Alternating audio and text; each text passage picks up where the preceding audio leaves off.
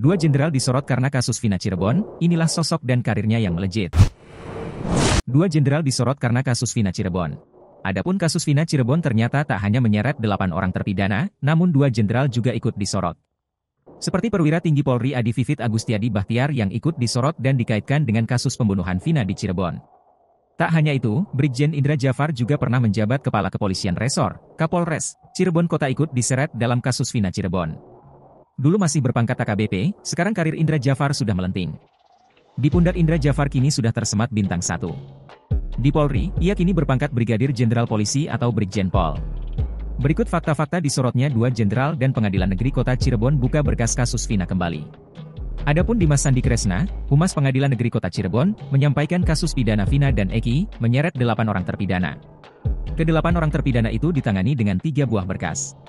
Berkas pertama terpidana atas nama Saka Tatal dengan nomor 16, Pitsus Anak, 2016, PN Cirebon, dengan vonis 8 tahun kurungan penjara. Perkara ini diputus 10 Oktober 2016. Berkas kedua terpidana atas nama Rivaldi Aditya Wardana dan Eko Ramadhani dengan nomor 3 pidana B, 2017, PN Cirebon dengan vonis seumur hidup. Perkara ini diputus 26 Mei 2017.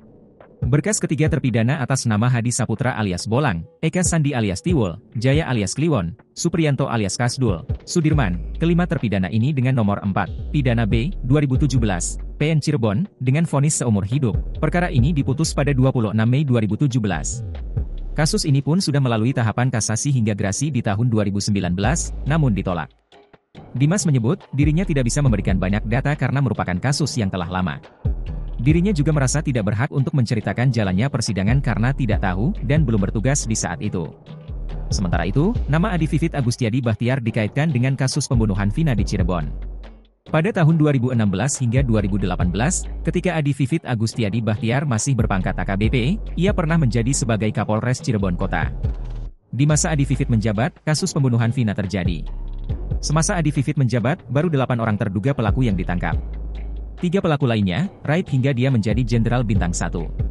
Di sisi lain, Brigjen Indra Jafar diamanahkan untuk mengemban jabatan sebagai Kabag Progar Rojian Strasops Polri.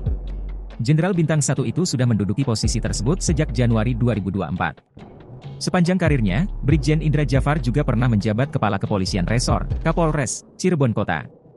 Kala itu, Indra Jafar pernah menangani kasus viral, yakni pembunuhan Vina Cirebon pada tahun 2016. Saat itu, Indra Jafar masih berpangkat AKBP. Dua jenderal itu ikut terseret dalam kasus Vina Cirebon yang kembali menjadi sorotan belakangan ini.